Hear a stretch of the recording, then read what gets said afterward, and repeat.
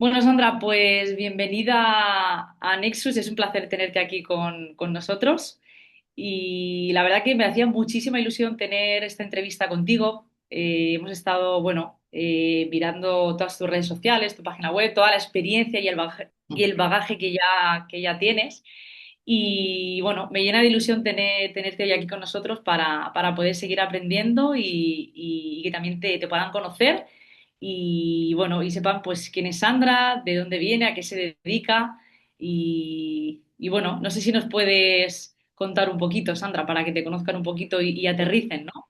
Bueno, primero muchas gracias por la invitación, que siempre a mí me gusta compartir, la verdad, y me gusta difundir y divulgar todo lo que sea para nuestro beneficio, ¿no? Mental, sobre todo, y favorezca nuestro eje, nuestro centro, nos ayuda a vivir mejor, ¿no? Con más bienestar. Así que muchísimas gracias, Isabel. Enhorabuena por vuestro proyecto. Espero que tengáis suerte y que vaya todo bien. Y bueno, pues contaros, bueno, soy Sandra, soy psicóloga, psicoterapeuta. También soy meditadora, esto me gusta compartirlo porque la meditación y el camino de la práctica, llevo muchos años en la práctica de la meditación budista, sobre todo budista tibetana, y es un camino que a mí me ha transformado profundamente, o al menos eso intento, que haya una transformación profunda, pero todo el ámbito de la meditación, del estudio de la mente, para mí son casi tan importantes como el camino de la psicología y la psicoterapia. Entonces dirijo un centro que se llama Dara Psicología, que está en Madrid, de orientación humanista, donde también incorporo todo este ámbito de la meditación. De hecho, tenemos un grupo de meditación semanal y también pues contacto con maestros espirituales que de vez en cuando hacemos grupos también, cursos de monográficos con presencias de maestros espirituales, algunas formaciones también donde se integra la visión espiritual dentro de la práctica clínica. Entonces, bueno, es verdad que me gusta participar también en jornadas, en congresos y siempre suelo tener esta mirada, ¿no? Donde podemos integrar esta dimensión espiritual en el ámbito de la salud mental, porque me parece que es una dimensión que forma parte de nosotros, ¿no? Aunque a veces no la contemplemos.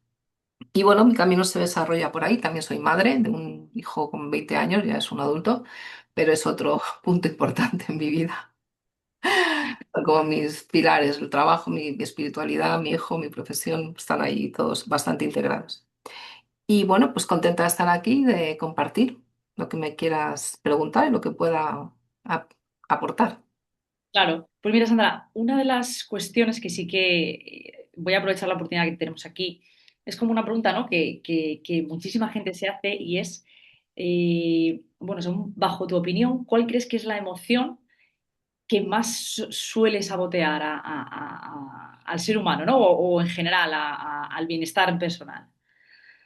Pues yo creo que cada persona tiene, a ver, todos tenemos heridas de infancia, casi todas la mayoría de las veces vienen de infancia, de los primeros años. Cuando somos criados, ahí se fija como un modelo de apego en el que depende de la manera en que yo reciba el afecto, así yo voy a crear una forma de vincular. Entonces, dependiendo de esas heridas y de esas experiencias tempranas, cada uno va a tener como una emoción más vulnerable, ¿no? O más condicionada. Entonces depende mucho de las circunstancias. Sí que es verdad que quizá las heridas que nos encontramos en clínica con más frecuencia es a veces la herida de abandono, la herida de soledad, la carencia afectiva, la herida de la vergüenza, de la humillación, cuando ha habido padres que no han estado, mamás, papás, me da igual, cuidadores, ¿no? Que no han estado presentes por diferentes motivos. O sea, una cosa importantísima dentro de la mirada con la que yo trabajo es que nunca tenemos que hacer un juicio porque cada uno tenemos una historia y traemos detrás otra historia de nuestros ancestros. Entonces hay que ver siempre las heridas y las experiencias con muchísima amabilidad, con mucha compasión.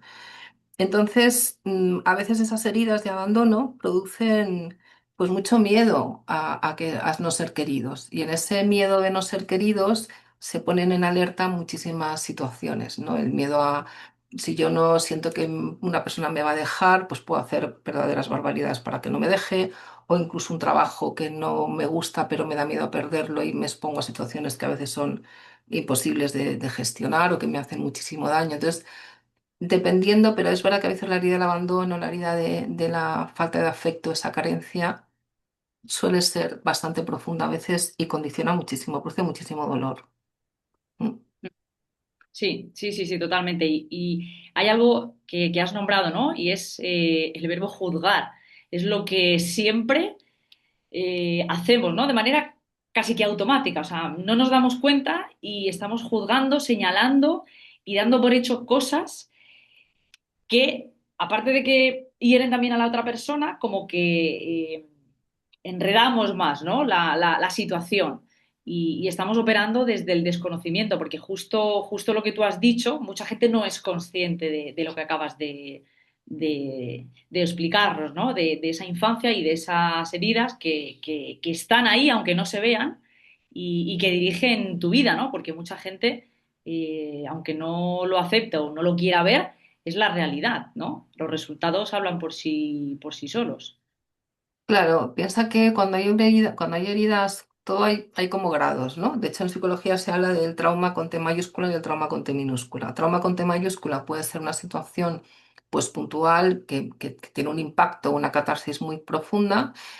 Pero hay traumas con T minúscula que pueden ser situaciones de humillación, de una mala gestión emocional, de un desprecio, no hacerte caso, ¿no? No mirar, que no son muy graves en el momento, pero mantenidas en el tiempo, sobre todo de los cuidadores, que son los que nos tienen que proteger, pues se hacen heridas muy profundas, ¿no? Entonces pueden ser personas que luego son muy hostiles porque sienten que el mundo es amenazante o tienen unas defensas de aislamiento o tienen una manera de protegerse muy disfuncional y nosotros si no conocemos eso, pues la reacción que tenemos es el juicio. Pues fíjate lo que me ha hecho, lo que no me ha dicho. Y es verdad que es humano porque lo tenemos como muy interiorizado, ¿no? Muy mecanizado.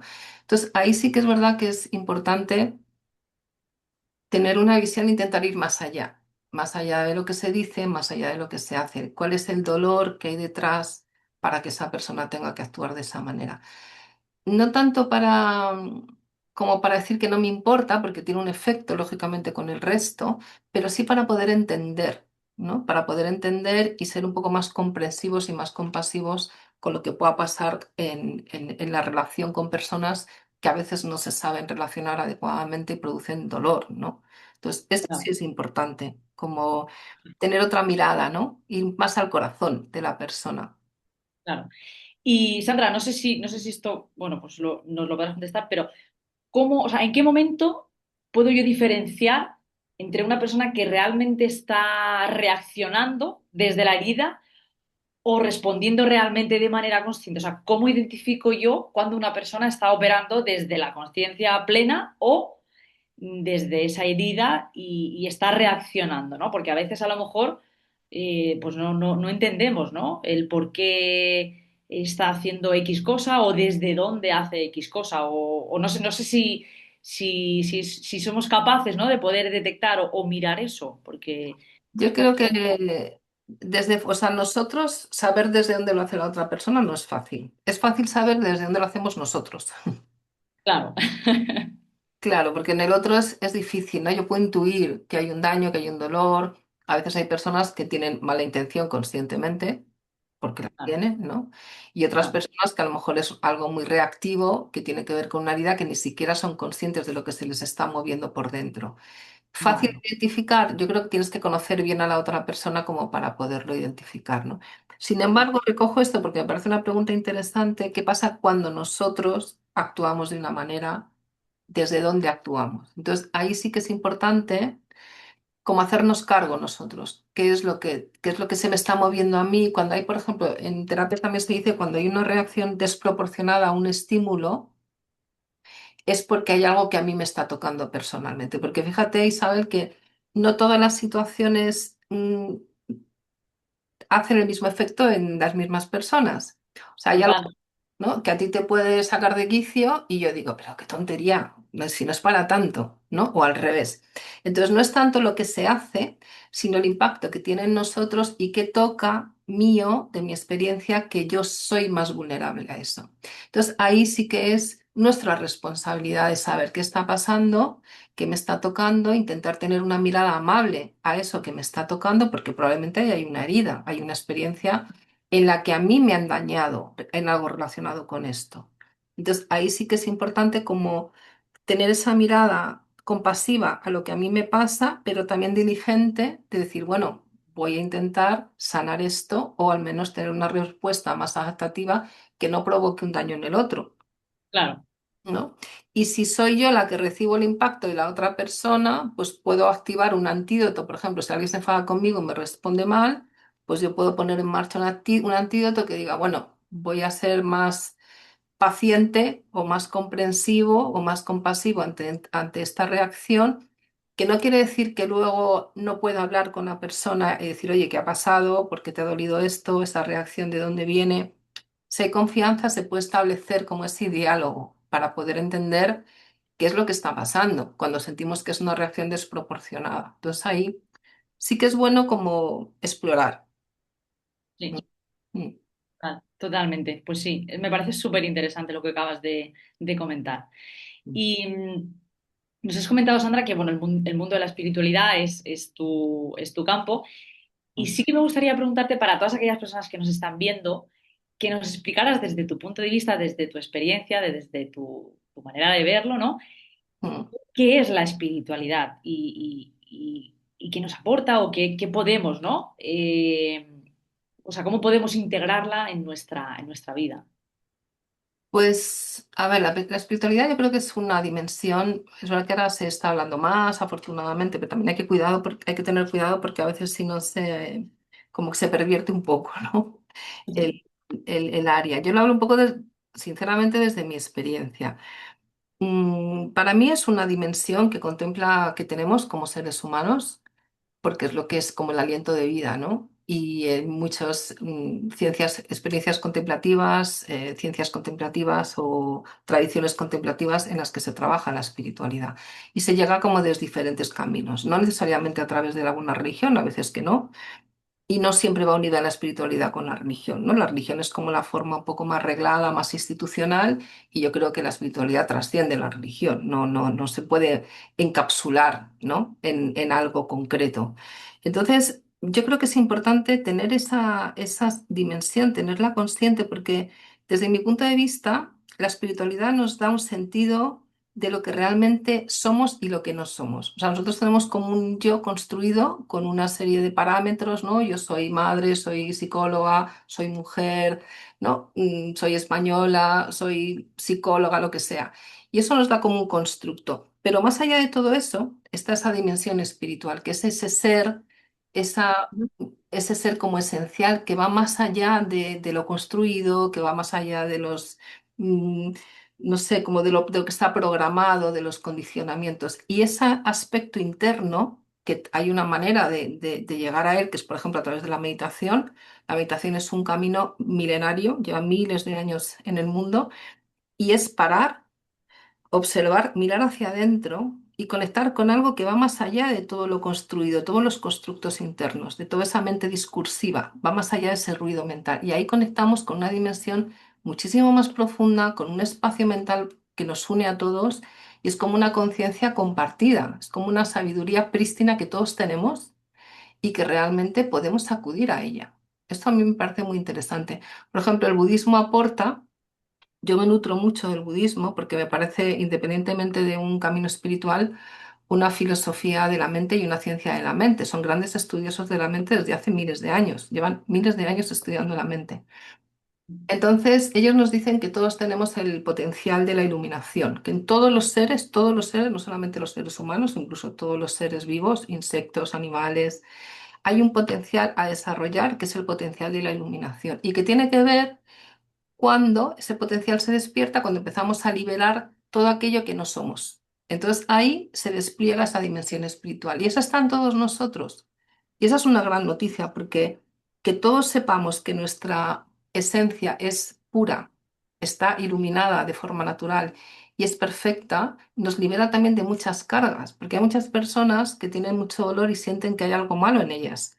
Pero en realidad no hay malo en ellas, porque la naturaleza de la mente inherentemente es luminosa y bondadosa. Son condicionamientos aprendidos. Y esto también nos cambia mucho en el proceso de acompañamiento, vosotros como coach o yo como psicóloga. El proceso de acompañamiento, saber que tienes a una persona que su naturaleza es esa, también te da una confianza para trasladar a esa persona una confianza muy importante como que se pueden desplegar un montón de cualidades positivas en el acompañamiento, ¿no? Y confiar en ello realmente. Para mí va un poco por ahí la espiritualidad, como esa parte que trasciende lo material, ¿no? Totalmente. Y es muy complicado, ¿no? ¿Cómo podemos ayudar a callar un poquito ese ruido que de Mm. manera pues automática, ¿no? La tenemos y no nos damos ni cuenta, ¿no? A mí hay veces que me pasa que cuando me voy a dormir, la mente sigue, sigue, sigue, es como que, bueno, toca ya descansar, ¿no? No es momento de seguir pensando mañana qué es lo que tengo que hacer, ¿no? Toca dormir, ¿no? Y hay veces al menos a mí personalmente, me cuesta parar un poco, ¿no? La máquina. ¿Qué consejo nos daría Sandra para ayudar a callar ese ruido y a conectar más con esa paz interior, con ese estado de, pues eso, más de paz, ¿no? De calma. Pues mira, precisamente es verdad que a nivel neurológico ahora mismo se está estudiando mucho la neurociencia de la meditación y se están haciendo muchísimas exploraciones con tomografías y con algún tipo de medicina nuclear que nos están enseñando muchas cosas del cerebro meditando, ¿no? Y una de las cosas que se dice es que el cerebro por defecto tiene como la red neuronal activada, ¿no? Por defecto se dice. O sea, el cerebro por defecto está como pum, pum, pum, pum, todo el rato activado, Sí. todo el rato activado. Entonces hay que hacer un cambio consciente y para ello, por ejemplo, la atención a la respiración es uno de los que se conoce como más efectivos y más eficaces. Llevar la atención a la respiración, ir suavemente profundizando con inhalaciones y con exhalaciones profundas y relajadas, hace que el cerebro vaya poco a poco disminuyendo esa red por defecto. Entonces, el cerebro se va calmando, el pensamiento va ralentizándose y el cerebro se empieza a enfocar en un punto determinado que es la respiración y ahí la mente entra en un estado totalmente diferente. Entonces, a lo mejor antes de dormir, ¿no? En tu caso, que esto pasa mucho, me acuesto, estoy en calma y ¡boom! La mente lo para. Así que vienen todos los pensamientos a visitarme por la noche.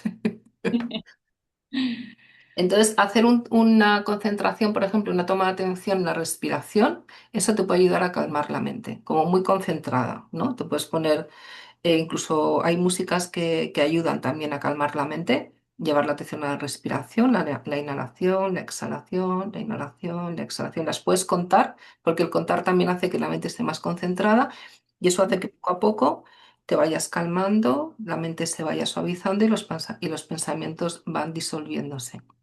Eso te puede ayudar. También ayuda a veces llevar la atención a las sensaciones del cuerpo, porque tomar contacto con el cuerpo, porque cuando hay mucha agitación mental, llevar la atención al cuerpo también calma la mente. Eso también te puede ayudar. Entonces es como ir cambiando, o sea, poniendo un foco en algo, una atención en algo para calmar la mente. Y cuando la mente calma, todo cambia también, porque en ese espacio interno que se despeja pueden surgir otras cosas interesantes también, ¿no? Sí, sí, sí, sí. Ahí es claro, cuando tu mente está en calma y demás, es cuando realmente empiezas, ¿no? Se te empiezan a ocurrir Claro. las ideas, ¿no? Y empiezas ya a entender muchas cosas. Sí, cuando estás en calma, cuando eres capaz de parar, ¿no? Y saber mirar un poquito. Pues sí. Y también quería consultarte, Sandra, porque hay personas que siempre atraen a las mismas personas. Entonces, Sí. es como que, oye, ¿qué estoy haciendo mal? No sé, yo no quiero tener por el típico ejemplo, ¿no? Pues, oye, es que me junto con chicos y siempre me hacen X cosa, ¿no? O siempre me dejan por irse con otra persona. Oye, ¿por qué? Pero si yo les cuido, no les, en fin, no les miento, no les engaño, no, me porto muy bien con ellos, ¿no? ¿Por qué este tipo de cosas siempre atrae al mismo patrón? Mm.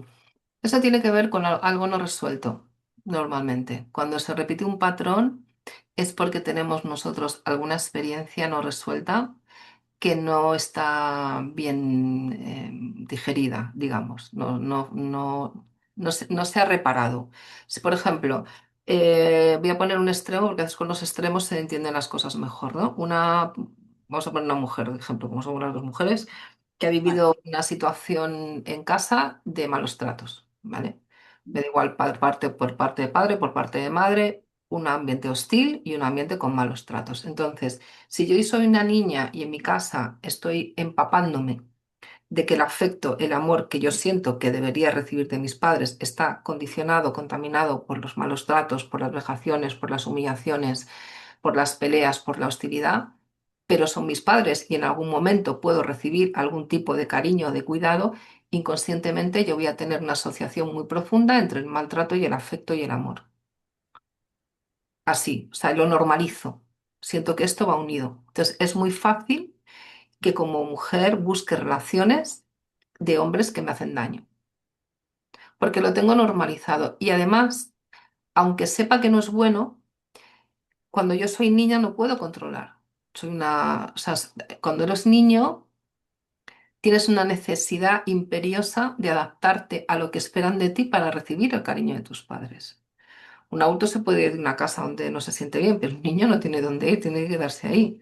Entonces, claro, los niños pequeños que somos personas, los seres humanos somos seres relacionales, necesitamos la relación y los cuidados del otro. Y sobre todo de nuestros padres, que son nuestros grandes protectores, en teoría. A veces no lo son, son nuestros agresores, ¿no? Pero el niño siempre vive con la expectativa, con la sensación de que si yo cambio, si yo soy bueno, o si yo hago esto, papá me va a querer, mamá me va a querer, mamá me va a tratar bien. Y a veces puede estar con esa fantasía durante años.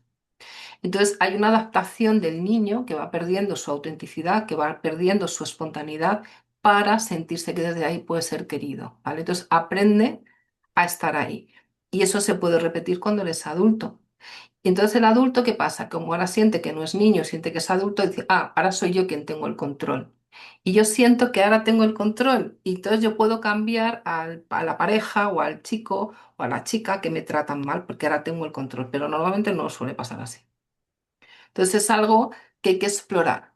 ¿Qué estoy intentando compensar en esta situación con esta pareja que me hace daño, pero que no termino de estar bien? ¿Qué heridas se está manejando ahí? ¿Qué heridas estoy intentando sanar que no sano? ¿Y qué es lo que estoy buscando? Porque algo se está buscando, equivocadamente, lógico, ¿no? Pero hay una necesidad de compensación que no llega porque el camino es inadecuado, ¿no? Pero a veces está esa sensación de ahora sí va a ser diferente. Ahora yo lo puedo controlar. Ahora soy yo que, y no suele pasar, ¿no? Entonces sí que suele haber una herida dolorosa, traumática, a veces más traumática que otras, pero suele haber algo que es necesario mirar y reparar. Claro. Claro, la gente, una vez ha identificado, ¿no? Mucha gente es consciente y sí que, bueno, pues dedica tiempo, ¿no? A trabajarla y de alguna manera, ¿no? A aprender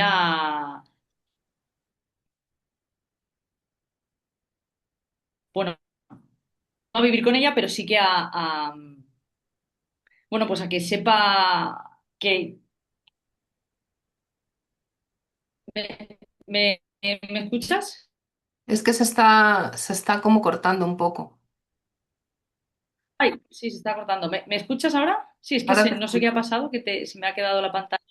Vale, perfecto. Ah, Nada, a te ver si- comentaba que es súper importante que la gente sea consciente de que tiene esa herida, ¿no? Es el primer paso, aceptarlo y ser consciente, digamos, para, bueno, dar el segundo, que es querer, de alguna manera, trabajarlo o tratarlo para poder, bueno, pues vivir más en paz, ¿no? Y más en armonía. Eh, Sandra, yo sé que tienes un libro que ya vas por la segunda edición publicada, que se llama Despertar al corazón, el arte de quererse bien. Y me encantaría que nos compartieras un poquito, bueno, pues qué nos puede aportar este material y por supuesto dejaremos el enlace aquí abajo en la descripción para todos aquellos y aquellas que quieran disfrutar y compartir de todo el conocimiento que has dejado escrito, pues puedan hacerlo. Cuéntanos un poquito, bueno, pues qué nos cuentas y para qué gente, ¿no? Va dirigido o a quién le vendría bien, ¿no? Leerlo. Pues mira, es un libro que parte de una experiencia personal, lo cuento en el libro, o sea que no es problema. Que además esto es algo que se ve bastante frecuentemente en terapia, y es que muchas veces ponemos mucho amor, mucha intención, mucha atención en el otro y muy poca en nosotros. Y esto puede llegar a un desgaste profundo y un desequilibrio interno también que no es necesario, ¿no? Entonces sí que es verdad que necesitamos explorar qué es lo que a nosotros nos hace bien. Un poco esto que decías tú de estas parejas que a veces repetimos, ¿no? Y es interesante porque a veces es verdad que se repiten o parejas que son infieles, porque a lo mejor en mi historia, en mi vida, he tenido, mis padres han tenido infidelidades y yo repito eso. O porque yo en el fondo no me quiero comprometer y me busco hombres que ya tienen compromisos, por ejemplo, que están casados o comprometidos, porque eso me protege de un compromiso a largo plazo. Entonces, siempre elijo hombres casados o mujeres casadas. Bueno, ¿para qué? ¿Qué estás, no? ¿Con qué estás conectando ahí o qué estás evitando? ¿O por qué elijo a personas que no me tratan bien? Me da igual hombres que mujeres. Hay mujeres que tratan mal y hay hombres que tratan mal. Esto no tiene identidad de género. Entonces, ¿qué es lo que está pasando ahí? Si realmente, o sea, un poco por mi experiencia personal y por lo que yo he ido viendo en terapia, nosotros aprendemos a querernos bien, no de una manera caprichosa y narcisista, no es el tema, ¿no? Sino hacernos que estemos bien con nosotros, que procuremos tener una vida de bienestar, que nuestra vida tenga sentido, que busquemos en nuestro alrededor armonía, que intentemos que las personas que nos rodean sean amables con nosotros, que no quiere decir que un día podamos tener una discusión o podamos tener problemas, pero tener la capacidad de personas con las que se pueden resolver los problemas, ¿no? Poder tener un trabajo en el que me sienta suficientemente bien, que no me sienta explotada, que no me sienta ninguneada. O sea, todo eso tiene que ver con un umbral que necesitamos todos de sentirnos suficientemente bien, de querernos bien. Y cuando eso se va trabajando, la vida en general empieza a relajarse y el entorno que tenemos suele subir el nivel de bienestar, porque elegimos mejor. ¿Sabes? No elegimos desde la Claro, carencia, no elegimos desde el condicionamiento, no elegimos desde la herida, porque hemos hecho un trabajo de reparación y de exploración y de autocuidado, ¿no? De querernos bien de verdad, que es lo que a mí me hace sentir bien. Y sigo ahí. Por ejemplo, el estar con personas que nos hacen daño, hay personas que, a ver, a lo mejor forman parte de nuestra familia y no nos podemos librar de ellos, pero sí puedo elegir cómo me relaciono con alguien de mi familia que no me hace bien. ¿No? Puedo claro, elegir si lo tengo más cerca, más lejos, el tipo de comunicación que tengo, y eso es también quererme bien, pero quererme bien para poder querer bien al otro, no quererme bien para estar en mi trono y de reina o de rey, no, no, quererme bien para poder abrazar al otro, amar al otro, ser compasiva, ser generosa, ser amorosa, ser amable. Si yo no estoy bien alineada conmigo, es muy difícil que yo pueda tener esa actitud ante los demás. Ese es claro. un poco el tema del libro, ¿no? Qué bonito. ¿Y cómo una persona sabe, Sandra, si está alineada o no? O si le falta trabajar alguna parte. ¿Cómo podemos hacernos esa exploración y realmente ser conscientes de que, oye, mira, pues yo no estoy alineado o alineada en esto y en esto? ¿No? Porque hay mucha gente que no es consciente, entonces, claro, no lo puede, digamos, reparar, porque no es consciente de ello. Entonces es como viven ahí en un bucle un poco que, ¿cómo podríamos para aquellas personas bueno, pues que nos están viendo, ¿no? Y se sienten un poquito en esta situación, ¿cómo le podríamos, ¿no?, ayudar o qué consejo le podrías dar, Sandra? Pues yo creo que el tema es que podamos parar un poco, porque vamos revolucionados a mil, y yo a veces me reconozco ahí porque tengo mucha actividad, porque me interesan muchas cosas, porque me pasa, ¿no? Y a veces tengo que parar y decir, a ver, para, y dónde te metes, ¿no? Tiene que haber un equilibrio. Parar y escucharnos, escucharnos. Lo que hago me siento bien con lo que hago, me siento bien con cómo está conduciéndose mi vida. Mi vida tiene sentido, no un sentido hacia afuera. Yo creo que, ¿sabes qué pasa? Que, Isabel, que vivimos mucho hacia afuera y ahora más en una sociedad donde prima tanto las redes, lo social, el me gusta, el like, que nos estamos tan expuestos y tan sobreestimulados que vivimos mucho hacia afuera. Entonces pensamos que lo que mostramos hacia afuera, lo que proyectamos hacia afuera es lo que nos hace bien. Y no es así. A veces puede ser que sí, pero a veces puede ser que no. Entonces yo creo que yo invito a los que nos oigan a mirar hacia adentro. ¿Qué es lo que yo necesito? ¿Qué me hace sentir bien de verdad? No bien capricho, de bienestar. Una cosa es el bienestar puntual, que es muy efímero. Todo lo que viene de los sentidos es efímero. Yo me puedo sentir fenomenal yéndome a la playa y estar ahí descansando. Bien, fenomenal. Me puedo sentir fenomenal comiéndome un plato estupendo. Vale. pero eso es efímero, ¿no? Tiene un momento de placer y luego baja. ¿Qué es lo que me hace sentir bien de manera sostenible?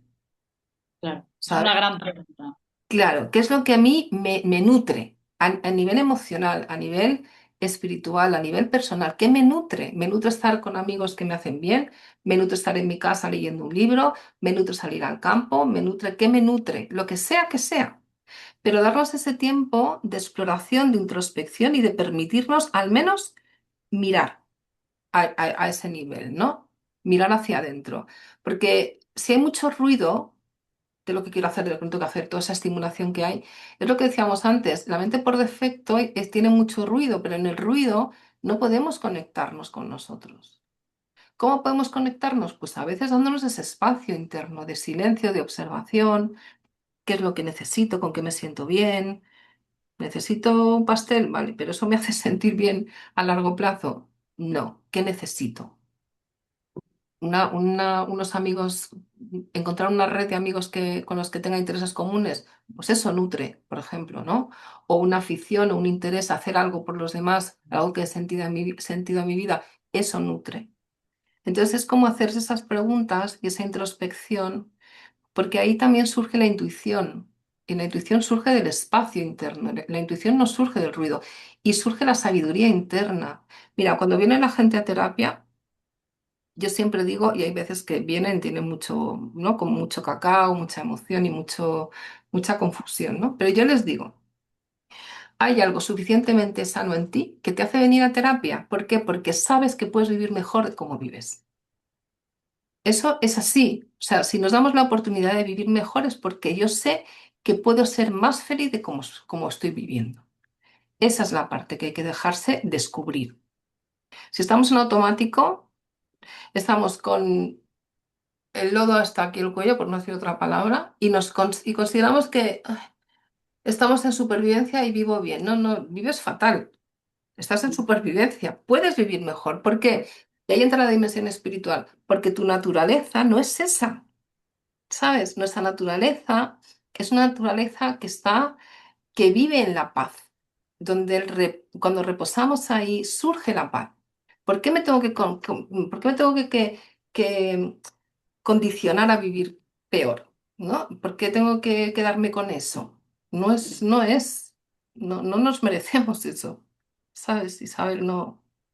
Sí, sí, sí, sí, totalmente. Además, una de las cosas, al menos que para mí me resulta súper importante, es la intención desde donde hagas las cosas Exacto.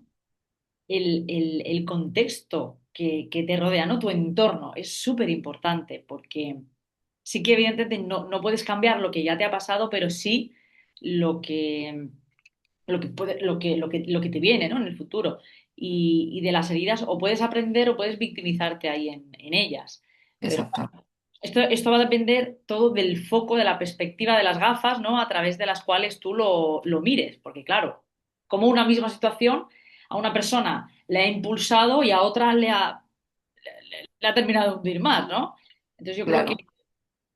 esto se trabajaría un poco aquí, ¿no, Sandra? En estos temas. No sé si estoy en lo cierto, a lo mejor no, ¿eh? Pero no Sí, sé. sí, estás en lo cierto. Y además, mira, eso da pie a un tema súper interesante que es la resiliencia, que es la capacidad de convertir una adversidad en una oportunidad de crecimiento. O sea, la Pues herida no te define. Yo puedo tener un trauma, yo puedo tener una experiencia traumática y no vivir un trauma. Fíjate hasta qué punto, ¿no? Hay personas que tienen experiencias traumáticas y no se traumatizan. Hay personas que tienen experiencias traumáticas y sí se traumatizan. Es verdad que depende de muchos factores, ¿no? Si hay apoyo, si no, de cómo lo he vivido en mi situación. Hay muchos factores, pero sí que es verdad que desde el ámbito de la psicología se dice que la herida no marca tu historia, no tiene por qué definir tu historia. Se puede trabajar, se puede transformar. Hay muchas personas con heridas traumáticas, ¿no? Y que han reconvertido su vida sobre esa herida, pero han sido grandes comunicadores, o han sido grandes médicos, o han sido grandes psicólogos, o han sido grandes profesionales, porque han sido capaces de extraer como ese néctar, esa sabiduría de esa experiencia y la han puesto al servicio de los demás. Esto es lo bonito también. Por eso, pero eso tiene que ver con que nuestra naturaleza no está dañada. La base de la esencia de nuestra naturaleza no está dañada y ahí es donde tenemos que confiar. Todo se puede transformar. La mente se puede transformar. Porque en la mente todo es cambiante, todo es dinámico, no hay nada escrito a fuego en la mente. O sea, el claro. Además, pensamiento cambia. cambia totalmente y no es que lo digamos nosotros, sino que la ciencia lo dice, la Exacto. neuroplasticidad Eso que es. tenemos a nivel cerebral es la capacidad que tiene de moldear, de esa plasticidad, porque no somos robots, somos seres emocionales, y es lo que te comentaba al principio bueno, fuera de cámaras, ¿no? Que no nos enseñan en las escuelas Mm, a gestionar el mundo emocional, que es algo tan básico y tan importante que totalmente. yo lo pondría como asignatura obligatoria en todos, o sea, en todos los colegios e institutos, porque la gente no sabe cómo gestionar este tipo de situaciones y ahora con todo el tema que hay de redes sociales, de lo que tú has dicho, ¿no? Mucho ruido externo, Mm, pero muy poco miramiento interno. Entonces, cuidado porque es peligroso, ¿no? El operar desde ahí y el educar desde esa superficialidad y desde ese, que tu mundo interno sea o sea, que te domine todo lo externo, ¿no? Que no pongas el foco en ti, sino en todo lo que te rodea y lo que te rodea cambia y eso te desestabiliza. Entonces, total, claro, eso es. Es que lo de fuera siempre todo es cambiante. Entonces hay algo interno que va a estar ahí acompañándonos, ¿no? Entonces si lo de fuera cambia, pero tú te mantienes centrada, tú te mantienes en tu eje, da igual que lo de fuera cambie, porque yo estoy aquí y yo tengo una manera de gestionar el entorno muy diferente y no me dejo arrastrar por lo de fuera. Ese es como el objetivo, ¿no? El reto. Y para eso pues hay que entrenar también. La meditación ayuda mucho, por ejemplo, ¿no? Transformar la mente. Hay un tema, por ejemplo, dentro del ámbito de la espiritualidad que dicen mucho los maestros, los lamas y mis maestros, ¿no? Dicen, cuando encuentres a una persona, por ejemplo, que te saca de quicio, nómbrale tu maestro de la paciencia. Porque es a través de las personas que nos sacan de quicio que podemos cultivar la paciencia. Entonces, son grandes, ellos dicen que son como joyas, porque hacen que nosotros purifiquemos todas nuestras emociones y podamos de alguna manera fortalecer nuestra paciencia. Y la paciencia es una cualidad, ¿no? O si encuentras a alguien, yo que sé, que te produce envidia, cultiva la alegría, alégrate por sus méritos, alégrate por sus triunfos, ¿no? Entonces, es a través de conectar con esas emociones que tú decías, ¿no? Que no nos enseñan, pero si somos capaces incluso de transformar esas emociones que nosotros tenemos en lugar de dejarnos arrastrar por ellas y las transformamos en la relación con el otro, nosotros vamos a ir avanzando mucho a nivel profundo y a nivel personal. Y eso va a facilitar la relación con el otro. claro, para mí, lo básico, porque claro, para poder dar este paso, tienes que ser consciente y que querer hacerlo, porque Sí, ahí total, claro. tenemos miles de herramientas y hoy en día, pues, a ver, las redes sociales están para lo malo, pero también para lo bueno, ¿no? Para poder aprender, pues, por ejemplo, ahora mismo todas las personas que nos estén viendo están aprendiendo pues, de toda tu experiencia, de toda tu sabiduría. Entonces, una herramienta en la que se pueden apalancar para, pues, mejor ir a buscar ayuda o ver su situación, ¿no? De distinta manera. Entonces, bueno, hay un montón de herramientas, pero hay que querer utilizarlas y querer cambiar, ¿no? Realmente. Esto es algo súper, súper importante. Mm. Y Sandra, no sé si tú me podrías sacar de dudas, ¿no? Pero eres experta en el mundo espiritual y cómo integras el mundo espiritual en el mundo terapéutico, porque a veces no es un poco, bueno, tú aquí nos podrás sacar de dudas. ¿Cómo se hace? ¿Cómo se hace? ¿Cómo se equilibra? ¿No? ¿Cómo se integra un mundo con otro? Pues mira, yo siempre digo que desde mi punto de vista, ¿vale? Y todo luego desde mi perspectiva, un poco como psicóloga y como practicante de budismo, ¿no? Y de meditación. Por ejemplo, en la meditación, nosotros observamos la mente, aprendemos a observar la mente, ¿no? Y entonces, si observamos la mente, nos damos cuenta que la mente, dentro de la filosofía budista, nos hablan de tres cualidades de la mente. La mente es espaciosa, es como el cielo. Ponen el ejemplo muchas veces los maestros del cielo. Tú ves el cielo, es un espacio inmenso y las nubes pasan por el cielo, pasa un avión, pasa un pájaro, pero no forman parte inherente del cielo. ¿Vale? Es como si ese espacio de la mente está ahí, es como donde todo se emerge, todo se mueve, pero no es inherente, esa es nuestra esencia, esa mente, que hay como mentes como muy profundas, mentes más sutiles, ¿no? Pero por darnos una idea, ese espacio tiene que ver con esa esencia que todos tenemos y ahí no hay nada malo. Ahí reina la paz, la quietud, todas las cualidades que pueden ser positivas. Todo lo demás son todos esos movimientos mentales, esos ruidos mentales, todos esos procesos que nosotros vamos creando de miedos, de diálogos internos, de expectativas, de emociones, de proyecciones. Eso es lo que trabajamos en psicología, por ejemplo, en la psicoterapia, ¿no? Todos esos nudos, esos conflictos internos que yo tengo ahí en mi mente, cómo los puedo deshacer, cómo los puedo descondicionar y cómo puedo crear un espacio en el que yo pueda conectar con esa naturaleza de la mente, con esa esencia de la mente. Entonces, es como si viéramos el, desde dos perspectivas. La psicoterapia ve como, yo lo veo como que se trabaja el conflicto interno, con todas nuestras experiencias tempranas, y la parte espiritual nos da una visión que nos conecta con algo que va más allá de eso. Entonces, si tú vienes con un conflicto que te duele, pero tú sabes que más allá de ese conflicto hay un espacio interno donde todo está bien, donde tú puedes encontrar la paz, ahí la cosa cambia un poco, ¿sabes? Es como Claro. que sé que hay algo, yo me acuerdo de una paciente que me decía, hablando un poco, ¿no? ¿Yo qué te llevas de las sesiones? Ya le daba el alta, había estado, yo tengo un grupo de meditación, por ejemplo, en Adara, entonces invito a los pacientes a que vayan al grupo de meditación y puedan tener la experiencia de la meditación, no dentro del espacio terapéutico, ¿no? Pero para que luego lo puedan integrar. Entonces ella Ujú. venía a las sesiones de meditación y me dice, bueno, pues he descubierto que a pesar de todo lo que yo tenga, es como que dentro siempre hay algo que está en paz. Esto es, ¿sabes? Es como que aunque yo esté, aunque el huracán esté en marcha, en el centro del huracán dicen que hay un espacio que no, donde no hay movimiento. Pues es algo así. No sé, es como encontrar ese punto de paz cuando todo está en movimiento. Y eso está dentro de nosotros. Entonces, yo lo integro de manera, acompaño al paciente para que pueda descubrir y explorar ese espacio, además de trabajar con el conflicto.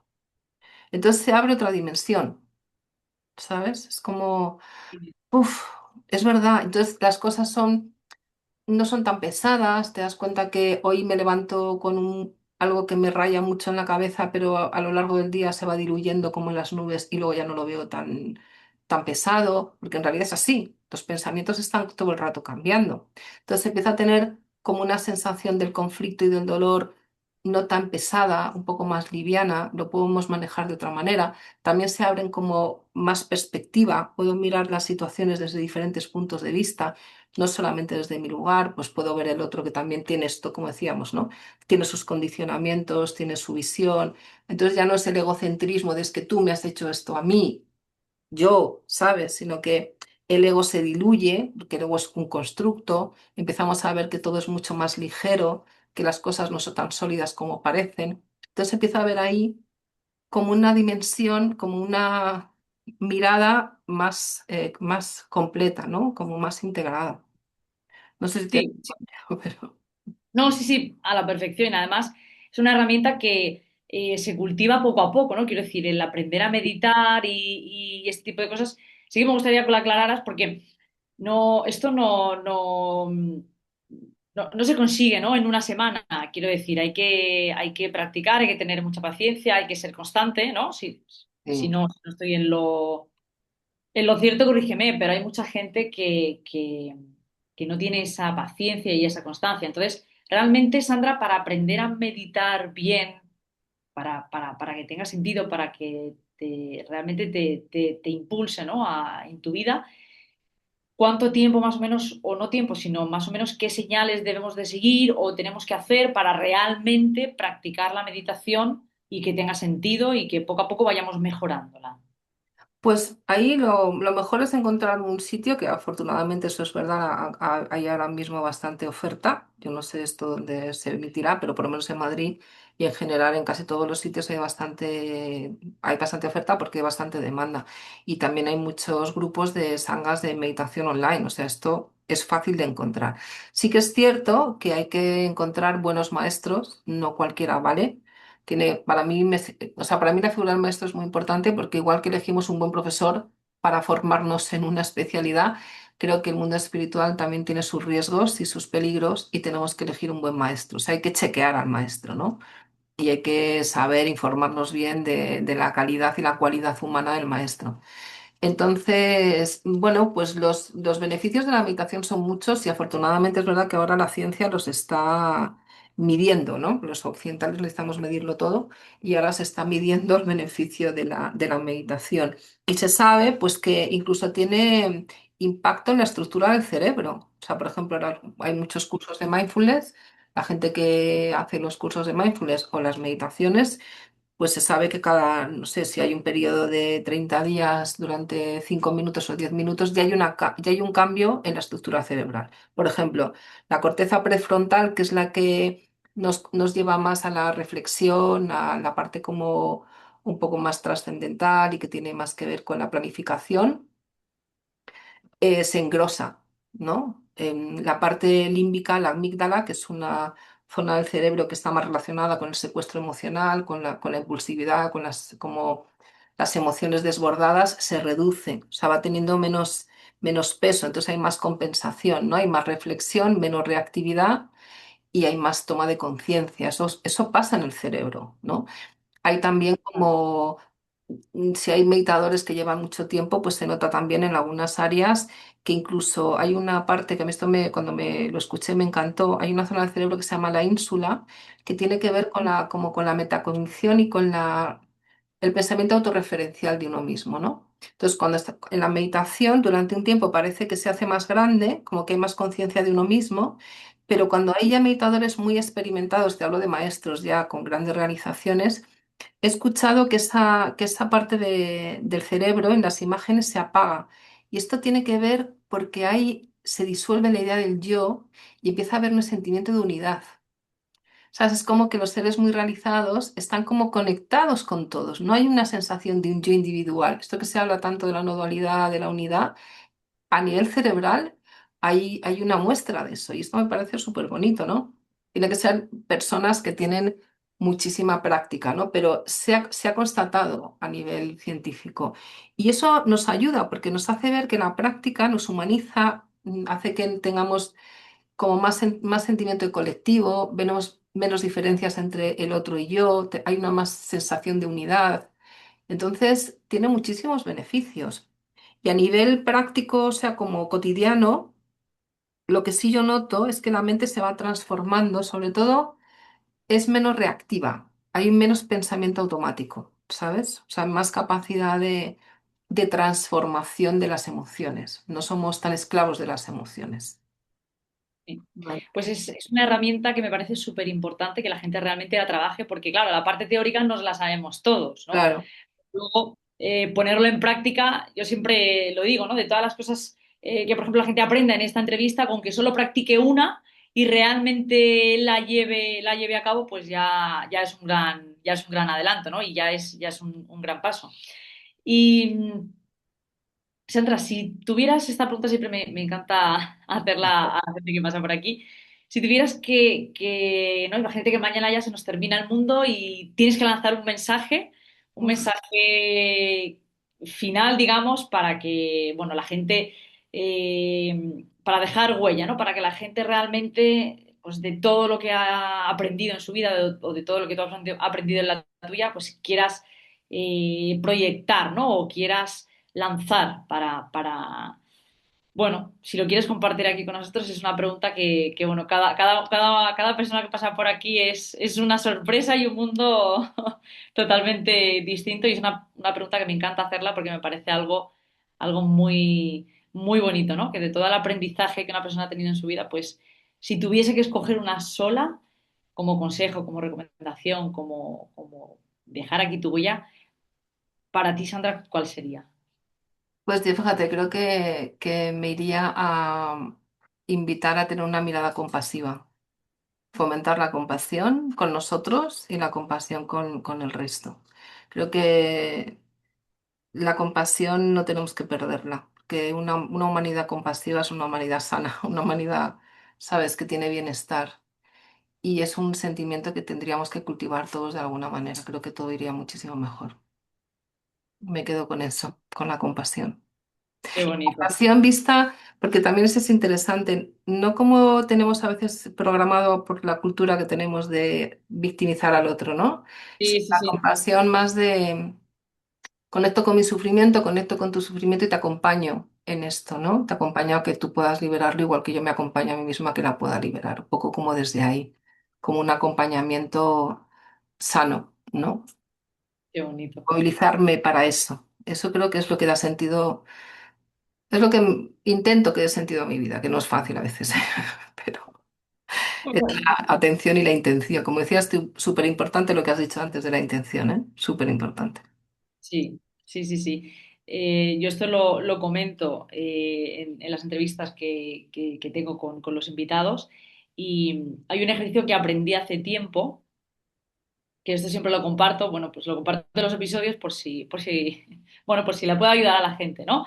Y hablando del tema de la intención, y es que antes de salir por la puerta de casa todos los días tengo un post-it pegado y cada día pues tengo ahí varias intenciones escritas y bueno, tengo mis frases y mis cosas, pero sí que me visto de esa intención en ese día e intento que todas las decisiones que tome o todo lo que vaya a hacer vayan abrazadas, ¿no? De esa intención. Es como un juego mental que tengo que muchas veces me ayudan a tomar decisiones desde un punto más centrado y más honesto, ¿eh? Porque hay veces que a nivel emocional, por lo que sea, pues uno está más en un sitio que en otro Claro. y que es algo totalmente lógico y normal, que no es las emociones, o sea, no hay emociones buenas o malas, simplemente pues saber gestionarlas, ¿no? Y sacarle partido, ¿no? El foco, la intención con la que hagas esas. Pues me parece muy bonito esto que compartes. Me parece súper bonito. De hecho, fíjate, todos los maestros que yo conozco también, los lamas y todos los maestros, siempre hablan del budismo, se habla mucho de la intención, que es más importante, porque no es lo mismo hacer algo con una intención y que tenga una causa a lo mejor que hace daño, pero tu intención es buena, a que tú tengas una intención negativa, ¿no? Que tengas seas una mala intención. Cambia muchísimo. Es que me ha venido ahora cuando hablo de la compasión, os lo comparto porque para mí fue muy bonito también. En marzo tuve la fortuna, porque eso sí que es como una gran suerte, fui a India, con un grupo y tuvimos una audiencia con el Dalai Lama, con su santidad el Dalai Lama. Wow, Y entonces me venía lo de la compasión porque, claro, vamos, que éramos muchos y pasamos un instante con él, pero bueno, tiempo para que te dé la mano, que te fije la mirada. Y claro, o sea, yo creo que la compasión en mayúscula la encarna su santidad Dalai Lama, porque era un aura, una energía, no sé cómo decirte, fue tan bonito lo que desprende esa persona, es que no, están en otra dimensión, o sea, este hombre está en otra dimensión, pero tenía una sensación como una energía que te envolvía. Esto para mí es la compasión. Claro, llegar ahí es muy difícil, ¿no? Pero esta sensación, ¿sabes? Que hay alguien que te acoge, que te envuelve y que es un amor infinito, algo así. Lo quería compartir porque es que fue muy bonito. Yo lanzo la experiencia compartida con todos, por si os llega, porque fue muy impactante. Fue muy impactante. Es un ser muy especial. wow. Y los maestros que he conocido, claro, no a ese nivel, ¿no? Pero que están ahí, funcionan de otra manera, tienen una frecuencia diferente. Y lo que emerge de ellos, lo que emana de ellos es compasión. Y eso me encantaría tenerlo. Sí, es que esto, ahora que sacas el tema, Sandra, me encanta que lo hayas compartido porque esto es cierto, ¿eh? A mí me pasa que a veces te pones al lado de personas que a lo mejor ni has hablado con ellas, Sí. pero yo digo, uff, aquí me voy a otro sitio. Y gente al revés, que a lo mejor no hablas con ella, pero ya solamente su presencia Mm, ya te atrae y te hace estar a su lado por ese aura, ¿no? que tiene. Entonces, eso, tú, por ejemplo, que estás en el mundo espiritual, ¿cómo llegamos a ese punto? O sea, o sea, ¿por qué sentimos eso? O sea, es que es algo como, es que no sé ni cómo preguntártelo, porque son como sensaciones que, mm. que porque unos desprenden ese aura y otros, pues otra que no es tan. Pues yo creo que eso tiene que ver con, o sea, a mí lo bueno de la mirada de la espiritualidad, por lo menos que yo conozco, es que ahí podemos llegar todos. porque todos tenemos ese potencial, es como lo que dice el Buda, ¿no? Todos tenemos el potencial de la iluminación, todos. Entonces, no es que ellos puedan alcanzarlo y tú no, no. Si nosotros de alguna manera recorremos el camino para transformar nuestra mente, podemos llegar a eso. Es un trabajo de transformación, de liberar todos los condicionamientos, de purificar todas aquellas, bueno, todo ese karma que podamos tener negativo, todo lo que traemos de, bueno, también de otras vidas, ¿no? Si queremos otras vidas o no, o de esta misma, me da igual. Y todas estas cosas que nos hacen daño y que hacen daño a los demás, esa mirada interna es observar y poder transformar aquello que sabemos que puede funcionar de una manera más beneficiosa. Entonces es un trabajo de transformación constante. Pero a mí lo bueno es que es saber que tú, yo, cualquiera que nos escuche puede llegar ahí. Y las personas que llegan ahí es porque han hecho un trabajo de transformación muy profunda. Pero puede llegar a ir a través de la meditación o a través de muchos caminos, ¿no? Quiero Pues decir, a través de muchos caminos, por ejemplo, la terapia es verdad que ayuda porque limpia todo lo que traemos, digamos, de neurosis, ¿no? sí. Pero la meditación también, porque lo que hace es que nos da esa visión de la mente que nos ayuda a transformar. Por eso yo creo que son dos caminos paralelos que se complementan muy bien, porque a veces la meditación no es suficiente cuando tenemos bloqueos internos que no identificamos y la psicología tampoco es suficiente porque nos perdemos esa experiencia de la meditación, de la exploración interna.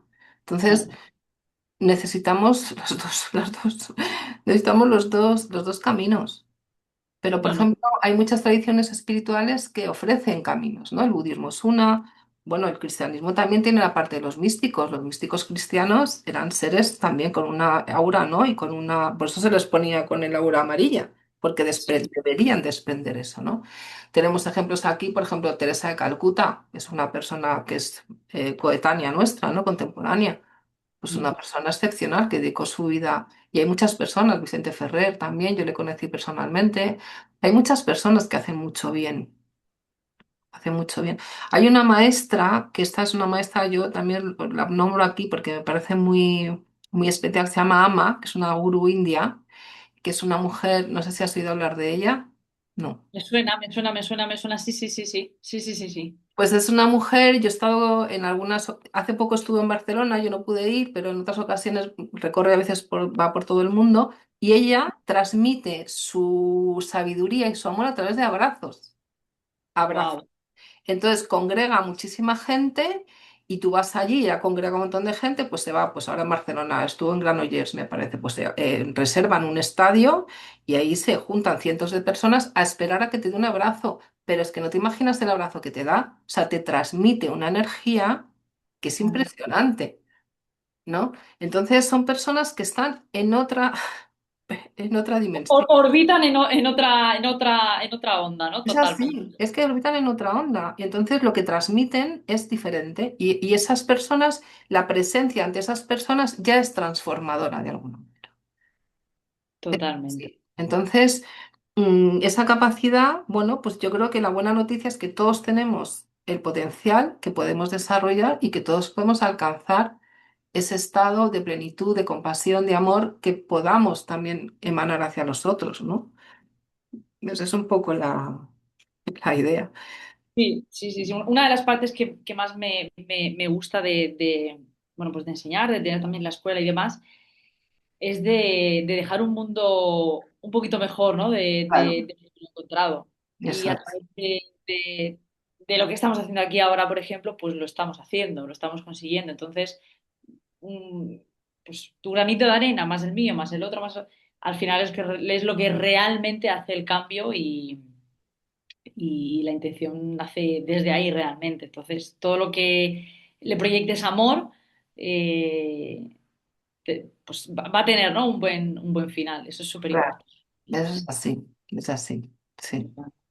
Muy bien, Sandra, pues nada, ha sido un placer tenerte aquí con nosotros este ratito. Muchísimas gracias de verdad por compartir tu tiempo, tu experiencia y tu sabiduría con todos los que nos están viendo y nos están o oyendo lo que estén haciendo. Y, y bueno, no sé si nos quieres decir algo más O Pues yo agradecerte a ti porque que se abran espacios así para poder hablar con tanta naturalidad y espontaneidad de temas tan profundos y tan poco a veces comerciales, pues me llena de alegría, la verdad. Entonces te agradezco muchísimo que hayas estado abierta a estas exposiciones, ¿no? El compartir este ámbito tan profundo y tan interesante también del ser humano. Y agradecerte también que exploréis estas formaciones con esta visión que aportan realmente, ¿no? Que mejoran el mundo, que dejan una huella. Yo agradecida, porque creo que ahí tenemos que elevar un poco el nivel de humanidad que hay, ¿no? Que por un lado hay mucha gente, pero por otro lado hay tanto dolor, tanto sufrimiento, tanto daño, tanto que es tremendo, ¿no? Es muy doloroso. Entonces, bueno, te agradezco a ti muchísimo y os deseo muchísima suerte en vuestro emprendimiento, vuestros proyectos y animar a las personas a que tengan esperanza, ¿no? Que confíen en su naturaleza y que sepan que pueden vivir una vida de bienestar y que es un trabajo por hacer y que no se conformen con una vida doliente. Que pueden, que hay espacios para poder vivir mejor, ¿no? Porque hay personas que se quedan ahí como atrapadas en el sufrimiento y como no puede aspirar a nada más. Y claro que se puede mejorar la vida muchísimo, se puede mejorar muchísimo, ¿no?